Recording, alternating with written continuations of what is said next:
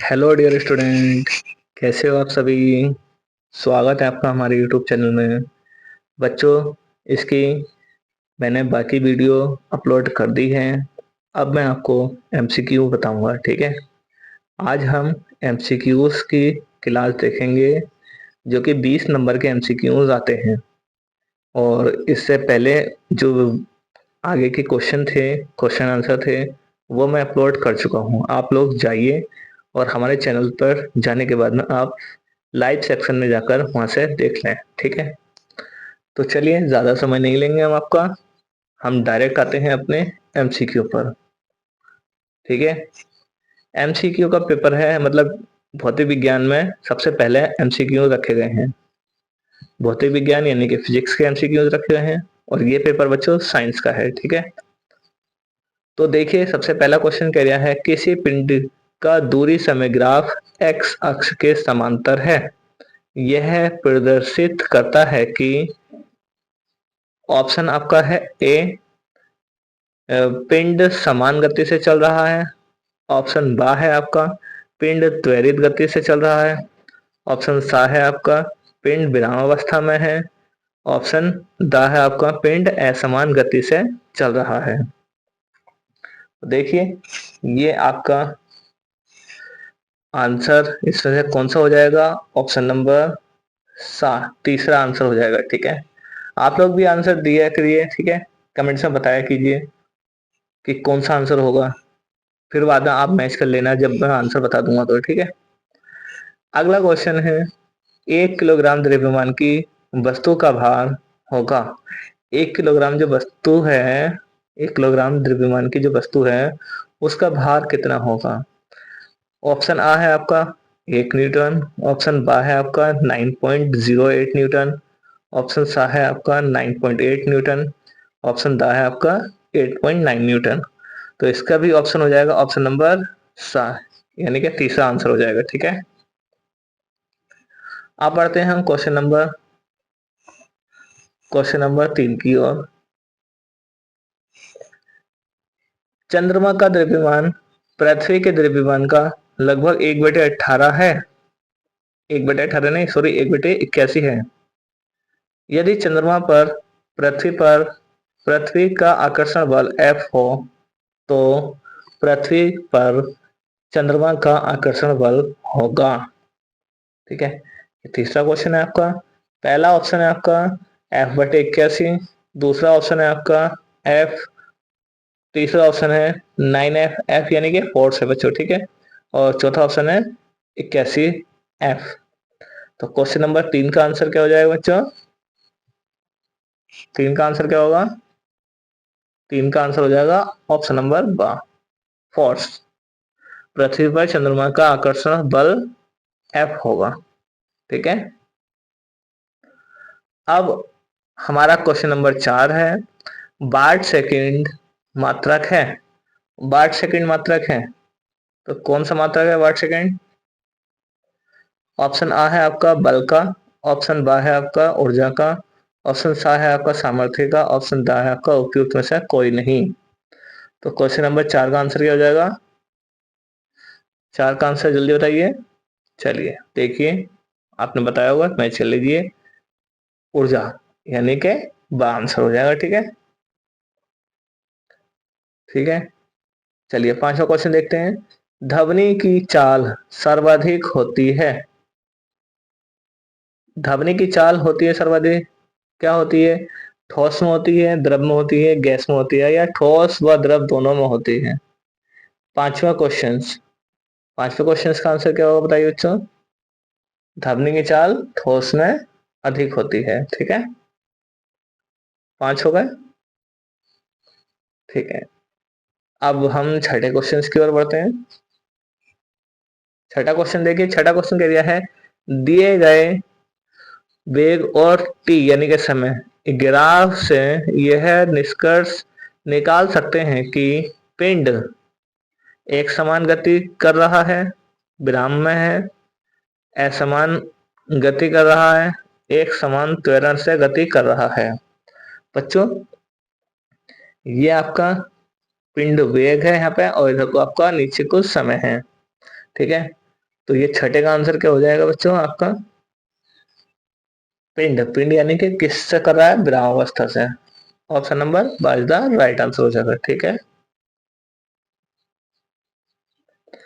अब देखिए जो आपका सातवां क्वेश्चन है, वायुमंडल पृथ्वी से जकड़ा हुआ है। वायुमंडल पृथ्वी से गुरुत्व बल के कारण जकड़ा हुआ होता है। ठीक है, इसके ऑप्शन इधर है, ऑप्शन देख लेते हैं।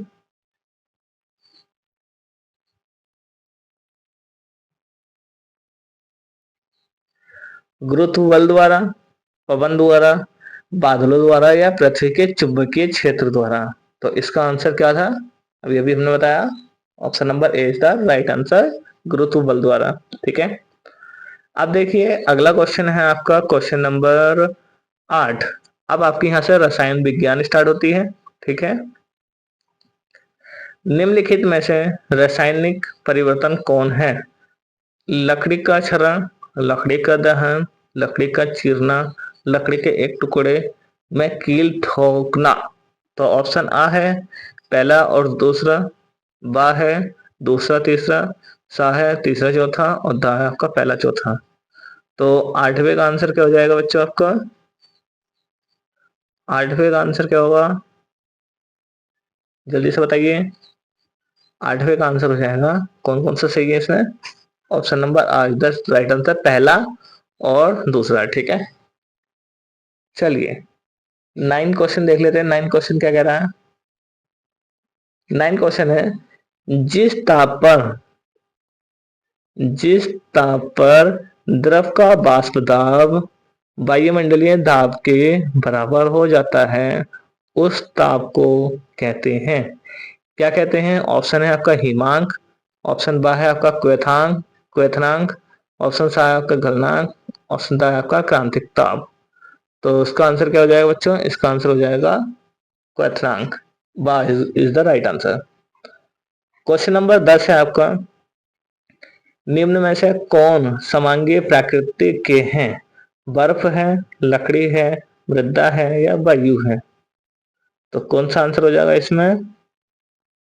कौन कौन सा इसमें? ठीक है, ऑप्शन आ है पहला तीसरा, ऑप्शन बा है तीसरा चौथा, ऑप्शन सा है पहला और चौथा, ऑप्शन दा है तीसरा और चौथा। तो इस हिसाब से आपका आंसर क्या हो जाएगा? पहला और चौथा, यानी कि ऑप्शन नंबर सा इज द राइट आंसर हो जाएगा। ठीक है, तीन होगा, तीसरा हो गया इसका, यानी कि 10 विकल्प हो चुके हैं। अब 11वें विकल्प की ओर बढ़ते हैं। 11वां क्या कह रहा है? पानी का ग्राम अणु द्रव्यमान है। पानी का ग्राम अणु द्रव्यमान है 18 U, 18 G, 32 U, 32 G। तो इसका आंसर क्या हो जाएगा? 18 G।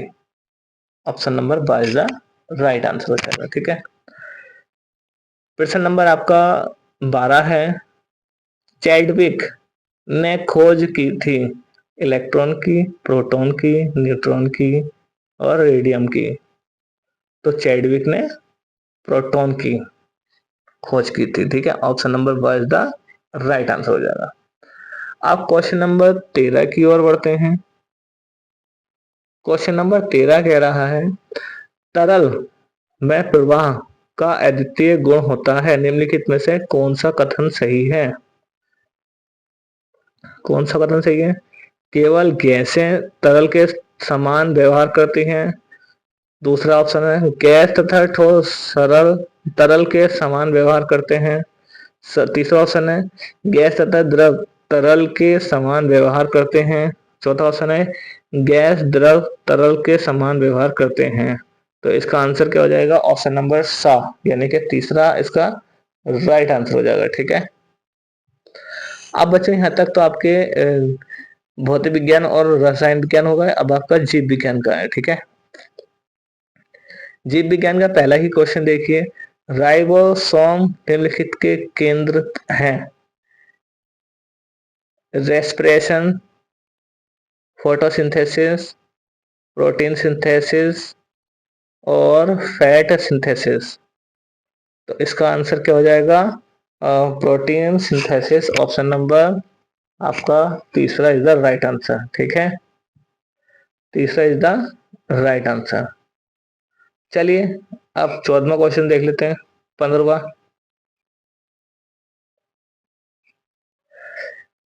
15वां क्वेश्चन क्या कह रहा है देखिए। प्रोकैरियोटिस प्रोकैरियोटी कैरियोटी, और इस ब्रैकेट में लिखा हुआ है प्राकेंद्रिकी। ठीक है, कोशिका में दिखने वाला एकमात्र कोशिका अंग है माइटोकॉन्ड्रिया, लवक, राइबोसोम और लाइसोसोम। तो इसमें से कौन सा आंसर हो जाएगा बच्चों? कौन सा हो जाएगा इसमें से? इसमें से आंसर हो जाएगा आपका तीसरा, राइबोसोम।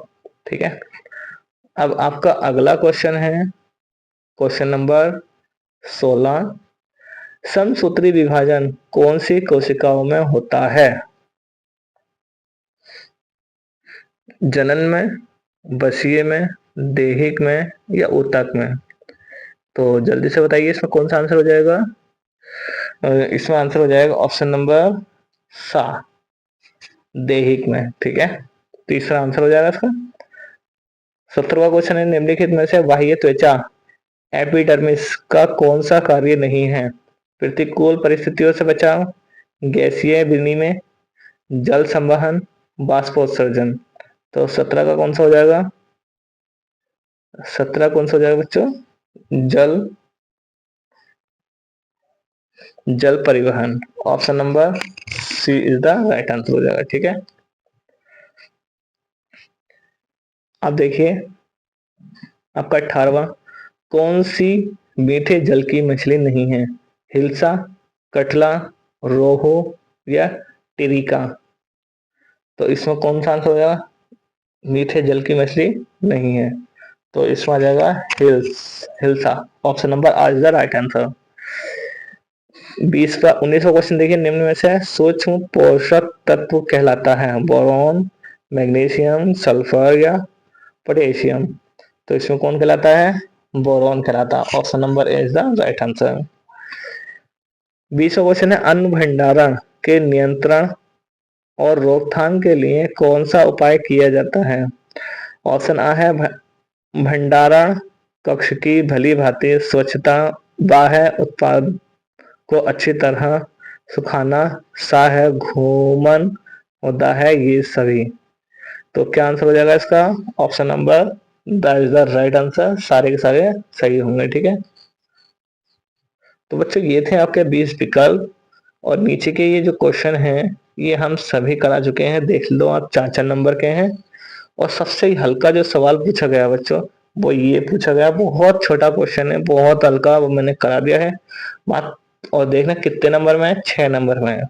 ठीक है, तो आप ध्यान से करना। और उसके बाद में मैंने ये भी पोर्शन करा दिए आपको सारे।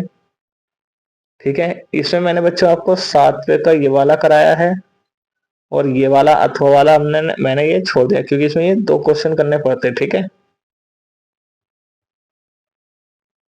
और हाँ, ये बायोलॉजी का जो क्वेश्चन है बच्चों, ये मैंने अभी अभी आज ही शॉर्ट वीडियो में डाल भी दिए हैं, और ये मैंने लिख कर समझाया है, ये भी लिख कर समझाया है। बाकी ये नीचे के जो है ये मैंने बोल कर समझाए हैं। तो आप लोग जो है इसकी तैयारी कर लेना। ठीक है, 10 और 11 तो मैंने बोलकर समझाया, फिर भी मैंने ये 8 से लेकर 11 तक के सारे क्वेश्चन शॉर्ट वीडियो में अपलोड कर दिए, आप वहां से देख लेना। जिसको सुनकर याद ना हुआ हो, जिसको सुनने से उसने लिखे ना हो तो चलिए बच्चों, ये था आपका पेपर। ठीक है, ये आपका साइंस का पेपर था जो कि पूरा हो चुका है। तो आज के लिए इतना ही, मिलते हैं अपनी नेक्स्ट वीडियो में, तब तक के लिए best of luck for everyone. Thank you.